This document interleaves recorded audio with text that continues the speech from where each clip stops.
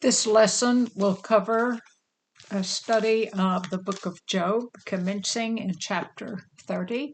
In 30, Job is continuing his answer to the three so-called friends who are finished with their diatribes. And we began, he is going to give you his former days and his present affliction. Job chapter 30, verse 1, and it reads, "But now they that are younger than I have me in derision, whose fathers I would have disdained to have set with the dogs of my flock." And that dog in the Hebrew would have been a cur dog, and in the Hebrew language, that is bad. So these younger persons are mocking him, and he is saying that they are, I would have disdained their own fathers to put with the dogs.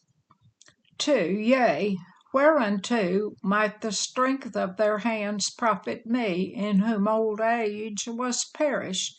He's saying his old age, his strength has faded. How can the strength of their hands help him? Well, they cannot. 3, for want and famine they were solitary, fleeing into the wilderness in former times, desolate and waste. Like cur dogs, we drove them out. They were out in the wilderness. He's talking about these youth who are now, so important that they are spitting on Job and holding him in derision.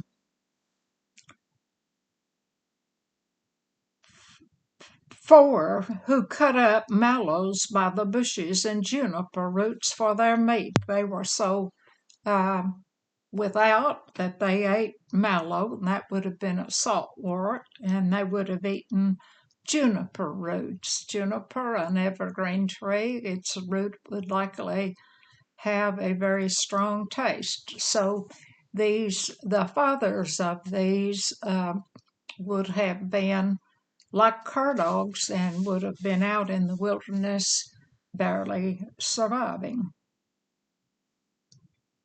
They were driven from among men. They cried after them as after a thief. They were driven away, and the men cried after them. They were a crime-ridden people.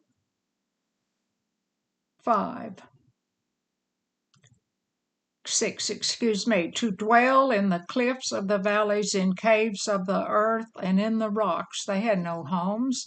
They were out living in caves and in gullies. 7, among the bushes they brayed, under the nettles they were gathered together. Nettles are an offshoot of the wild mustard, and these people found a place where they could hide as a group. Verse 8, they were children of fools, yea, children of base men. They were viler than the earth. These were vile persons, the fathers of these children who are now, or the youth who are holding him in derision, and they were so vile that they were expelled from civilization. 9, and now am I their song? Yea, I am their byword. Why, they're making up rhymes. Old Job, isn't he bad? Isn't it sad? Making up songs and making him a byword, talked about and laughed at and ridiculed. 10, they abhor me, they flee far from me, and spare not to spit in my face. Oh yeah, they will spit in his face now, and they're enemies of Job. And unlike Job, we now have We are promised in the 10th chapter of Luke, in verse 19 in particular, that we have power over these kind of enemies. Very likely, these were the kinds of persons who took handouts from Job when he was a very generous and kind and good person. He still is, but his prosperity is gone. 11. Because he hath loosed my cord and afflicted me, they have also let loose the bridle before me. They are coming at him like a mob. He has no armament. He no longer has the tight bowstring that he had when he was a blessed person. 12. Upon my right hand rise the youth. They push away my feet, and they raise up against me the ways of their destruction. They hit me, they knock their very feet from under me, and look at that, their destruction, the destroyer, destruction, a word for Satan. 13. They mar my path, they set forward my calamity, they have no helper. They tear down and ruin. I'd have no path, it's all marred. They have come against me. 14. They came upon me as a wide breaking in of waters. In the desolation, they roll themselves in over me, just like a swelling wave. They rolled in and covered him over, making fun and spitting and hitting at Job. 15. Terrors are turned upon me. They pursue my soul as the wind, and my welfare passes the way as a cloud. Yes, a cloud. When does a cloud, when you need it, and it vanishes when you need rain? They can't get Job's soul. God told Satan that he could not have Job's life. He can have his health, he can have his belongings, and he can have his mental health as well. And now my soul is poured out upon me. The days of affliction have taken hold of me. That's taken a toll on his very soul. He's in complete misery. And at this point, we are seeing Job at his very lowest point. 17. My bones are pierced in me in the night season, and my sinews take no rest. Throbbing pain, his bones ache.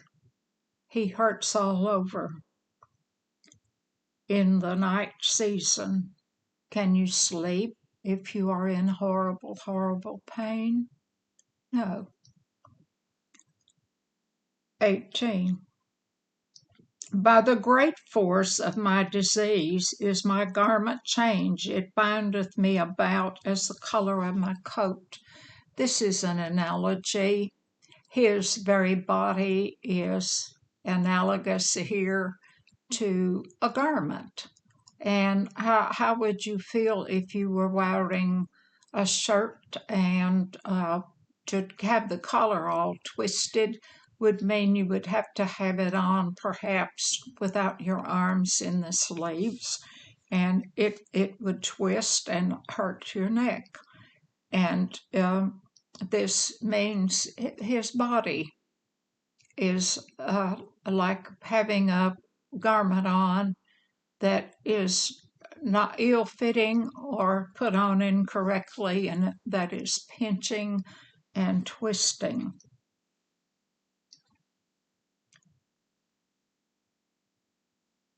By the great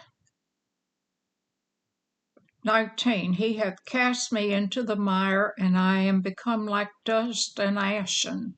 He is not talking about God. He knows that God has allowed, but he does not understand Satan's role. He will learn very quickly in chapter 38 the truth of why he is in misery. And we should take no misery from Satan. We have power over him. Verse 20, I cry unto thee, and thou dost not hear me. I stand up, and thou regardest me not.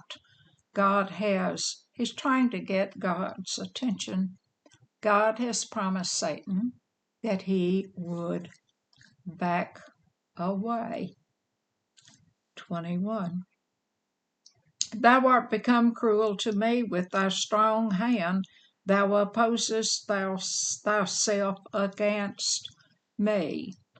He is kind of saying here, Father, are you on that side with these three friends? But we know that it is Satan manages this, and Job is wondering, well, maybe God's even on their side.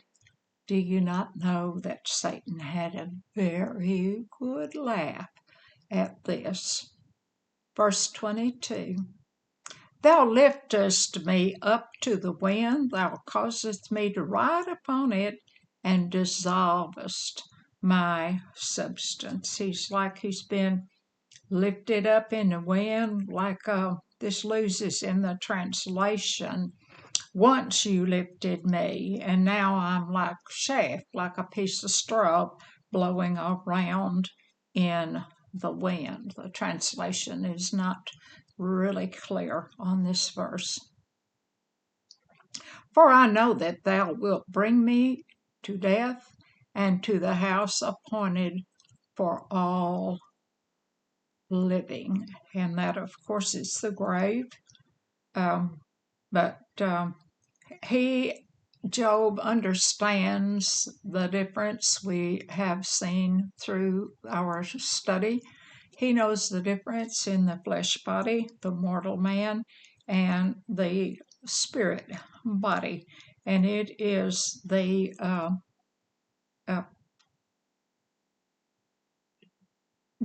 flesh body that goes into the grave. This read back in the original language very clearly separates the two. Here, where it's translated to English, it is not perfectly clear. But he has a very good understanding of the two bodies, one flesh, one spirit. 24, howbeit he will not stretch out his hand to the grave, though they cry in his destruction. The flesh here, he's not talking about a soul, flesh body in a grave. Verse 25, did not I weep for him that was in trouble? Was not my soul grieved for the poor? Of course it was. He was helped, raised up those who were in need when he was in prosperity and when he had his horn. Remember, that horn is symbolic of power. When he had power, He was an elder and he was a judge. 26. When I looked for good, then evil came unto me, and when I waited for light, there came darkness. He cried, and he has no comfort. And he is not he is in the dark. 27, my bowels boiled and rested not. The days of affliction prevented me. He has a very upset stomach. He is nervous. And he's found no help that we found in 26. 28, I went mourning without the sun. I stood up, I cried in the congregation. He cried, he found no comfort. He was not ever alone there. But even if it all turned out right, he is hurting now. 29, I am a brother to dragons and a companion to owls. Dragons should be translated jackals. And what do jackals and owls do? They are night creatures. He is in dark. 30, my skin is black upon me, and my bones are burned with heat. He is fevered, and he has these horrible, horrible scabbed over boils, and a boil creates a burning sensation. 31, to conclude chapter 30. My harp also is turned to mourning, and my organ into the voice of them that weep. He has no happy song, only a lamentation. He is sad. Now, God has had faith in Job. He felt sure that Job would hold on. Excuse me. And so far, we have seen Job right here at his lowest point, and he rather realizes that God has a plan and that he has not given up on his faith. Job continues in chapter 31. I made a covenant with mine eyes. Why then should I think upon a maid? He was not guilty of this sin. That maid in the Hebrew is a virgin, and the eye is a mirror of the soul. So he's saying, nope, I was not ever guilty of being lustful too. For what portion of God is there from above? And what inheritance of the Almighty from on high? Well, he's tempted, but he is not succumbing. He is staying pure, and he has said over and over, if I had done anything, I would gladly repent. And of course, he is in a state of complete and utter repentance in that sackcloth and amongst those ashes. Is not destruction to the wicked and a strange punishment to the workers of iniquity? He is saying, I'm maybe estranged from God, but those who go to wickedness bring it on themselves. 4, doth not he see my ways and count all my steps? Yes, God sees and God knows. Remember in the first chapter, and God says to Satan, where have you been? And he says, I've been up and down and all around, and gives a rather smart aleck answer.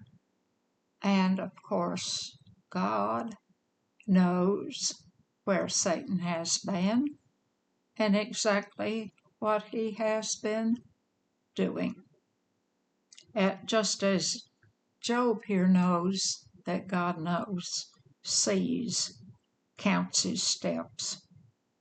5, if I have walked with vanity, or if my foot hath hastened to deceit, vanity there, hopelessness, had he been hopeless as he rushed out to deceive? He said, if I had, then let me now and let another eat.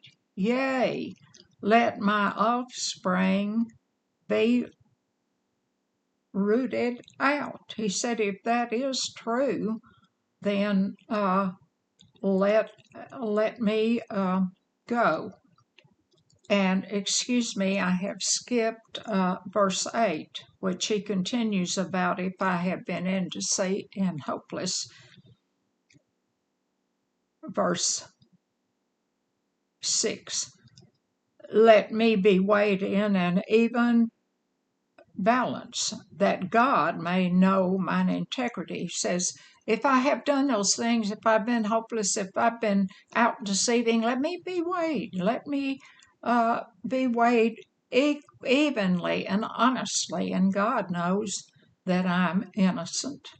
He can't convince these three so-called friends. 7, to conclude his ifs. If my step hath turned out of the way, and mine heart walked after mine eyes, and if any blot hath cleaved to mine hands, he said, oh, if I have off of the path, if my heart's gone astray, if I've done dirty work, if he's done all these ifs. And 8 will answer the question then. Then let me sow and let another eat, and let my offspring be rooted out. He said, well, just let my crop die and offspring die if evil is, if I have committed evil, if I have done these things. 9, if mine heart hath been deceived by a woman, or if I have laid wait at my neighbor's door. He's saying if I've been deceived by women, if I've been out at my neighbor's door where I didn't belong. 10, then let my wife grind unto another, and let others bow down upon her. Now, this could sound like something obscene. The Hebrew, it is made a slave. She is grinding and working as a slave. Let her just be a slave. Let her grind and someone else get the benefit. So it may be, there may be those who would say that this is an obscenity. It really is not. 10, then let my wife grind into another. Yes, we did that. And she would be working as a slave. What she ground would go to another person. Excuse my repeat. 11, for this is a heinous crime, yet it is an iniquity to be punished by the judges. Now, did he say punished by God? No, it would be the kind of misbehavior and misconduct that would be taken care of in a law at the gate, just as he was a judge there. 12, for it is a fire that consumeth to destruction, and would root out all mine increase. That word destruction, Abdon, Satan's name, root of Satan's name, destruction. 13, if I did despise the cause of my manservant or my maidservant when they contend with me, so if they came and said, sir, we have a complaint, did he despise them? He said, if I did. 14, what then shall I do when God riseth up, and when he visiteth? What shall I answer him? He is choosing to please God. He was saying, I didn't lord it over my servants.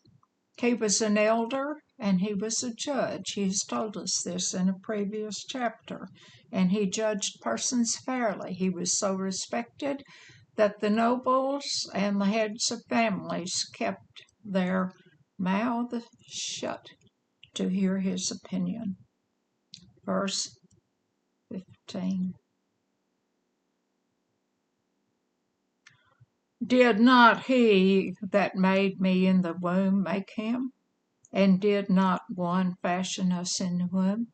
He's saying God made not only me, he made my servants. Yes, he realizes that we are all children of God. He understands that. He understands that he is not a superior to them.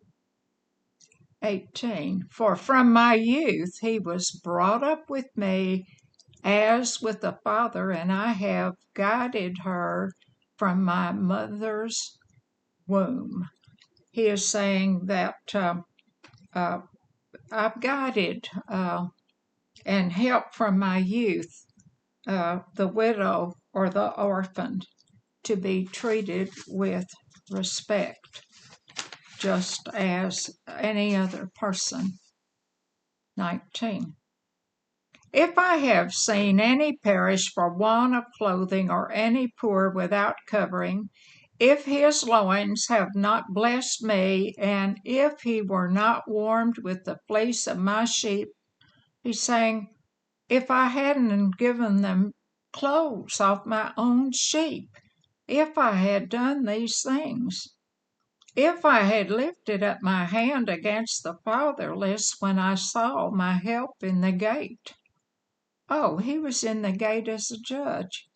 He knew to be fairly. He has not lifted up his hand against the orphan. He has been fair. 22. If he has done any of those things, now he's going to say what ought to happen. If. Then let mine arm fall from my shoulder blade, and mine arm be broken from the bone. He said, if I've done any of that, just let my arm fall off. 23. For destruction from God was a terror to me, and by reason of his highness I could not endure. Reason of his highness. Destruction there once again is Satan, Abaddon, his name. He could but do the right thing because he knew God sees. He loved God and he was pleasing God, and he understands that God gives blessings. Verse 24. More ifs. If I have made gold my hope, or have said to the fine gold, thou art my confidence, I will put my faith in money and riches. He said, if I had done that.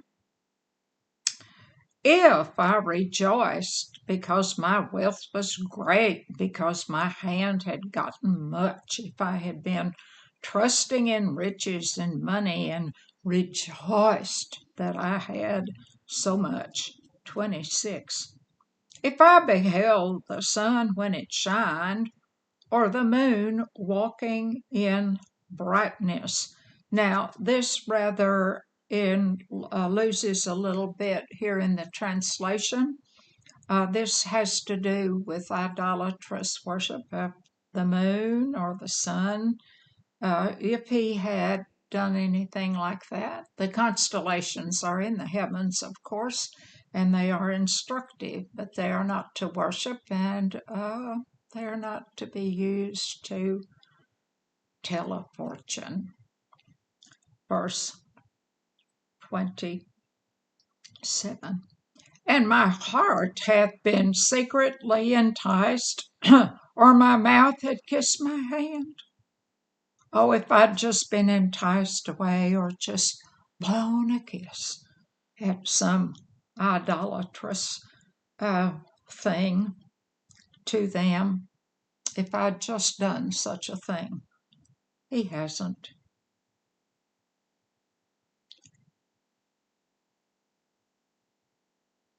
For just then excuse me.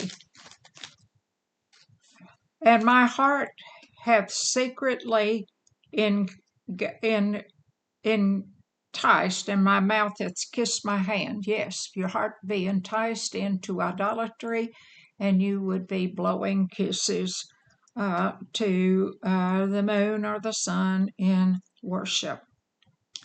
This also were an iniquity to be punished by the judge, for I should have denied the God that is above.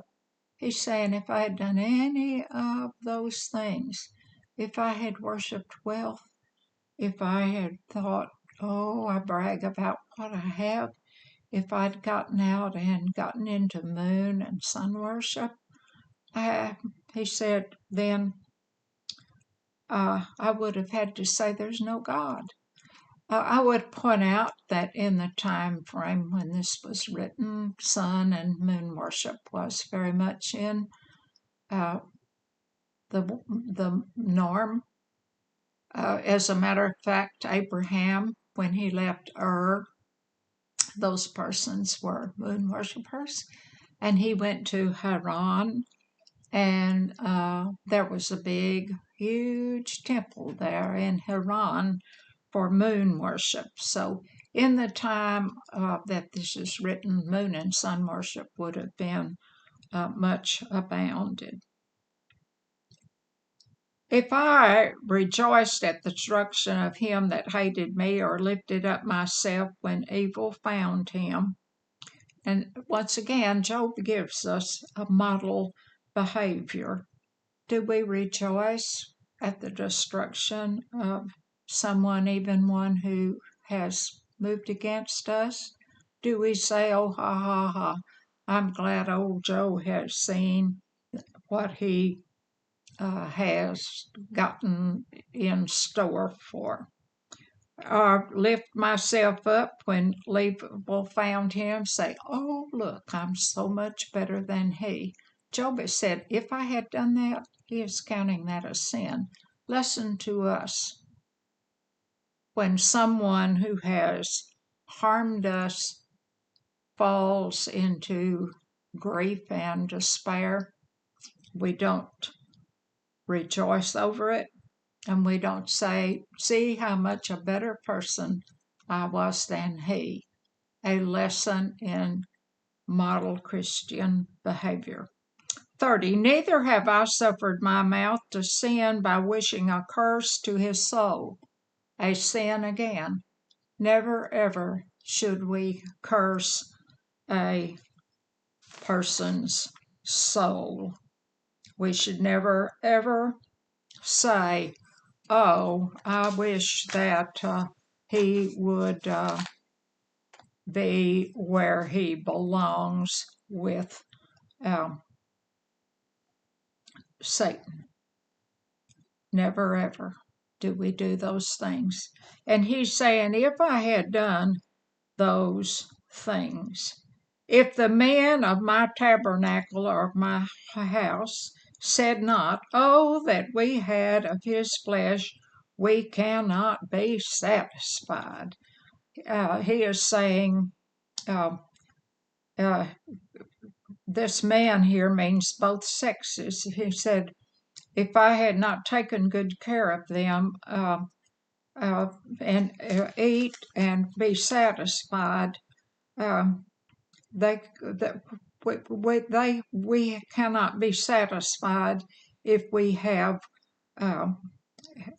done that against those, caused persons in the house to had issues and trouble. 12. The stranger did not lodge in the street, but I opened my doors to the traveler. He was hospitable, and he took in those who were out in the street and had nowhere to live. That former verse, if the man of my tabernacle said not, if that's a kind of a poor translation, if I had taken good care of them, they could eat until they were satisfied. Is a better way to translate that. I rather garbled around that particular verse, but that is what it means. The translation is not extremely clear. 33. If I covered my transgression as Adam by hiding my iniquity in my bosom. He's saying, oh, if I'd acted like Adam and hid, and Adam did. 34. Did I fear a great multitude, or did the contempt of families terrify me that I kept silence and went not out of the door? He's saying, oh, did I have to stay inside because I was afraid to get out because someone might be talking about me? No, he was not the subject of gossip, so that he would have to stand back and stay inside and stay away from those who would badmouth him. Did he do that? No. 35. Oh, that one would hear me. Behold, my desire is that the Almighty would answer me, and that mine adversary had written a book. Did he say God's his adversary? No. Satan doesn't write a book, but he is certainly in the book. Surely I would take it upon my shoulder and bind it as a crown to me. He is saying, yes, I would just take it, put all that on myself just like a crown if I had done it. 37. I would declare unto him the number of my steps. As a prince would I go near to him.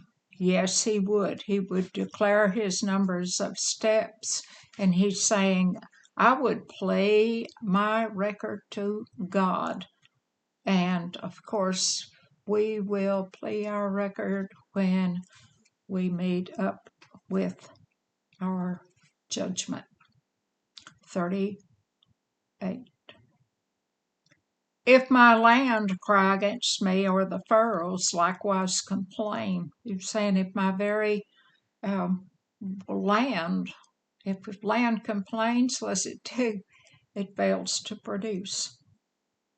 If I've eaten the fruits thereof without money, and have caused the owners thereof to lose their life, I have not eaten and taken and caused death to those who worked. I didn't just eat, I paid my way. And verse 40, to end this chapter. Let thistles grow instead of wheat, and cockle instead of barley. And the words of Job are ended. Cockles are tares that grow, and thistles, and tares are fake wheat. Looks like wheat, but it isn't wheat. In Matthew 13, Jesus tells us in the parable of the tares to be sure we know that the father of the tares is Satan, and that they are Kenites, sons of Cain, and that's in the parable of the sower. And in the end times, who the Kenites are, taught by two churches, Philadelphia and Smyrna. We do not have time, I think, in this lesson to start with chapter 32, but we're going to get a very young smart aleck named Elihu, who is going to speak and say quite a few profane things, all the way from 32, 33, 34, 35, 36, and 37. It's going to take him that many chapters, and you will see him say a few true things. You will hear him say that I'm very wise. You will hear him say, I speak for God. So the next lesson we will take up Elihu, the fourth speaker. The three friends are silent, and Job will be silent. And when this young, smart so and so is through, God will appear. This video has been brought to you by Essex Methodist Church, a global congregation, and also the Dexter Crossroads Church, also a global Methodist church.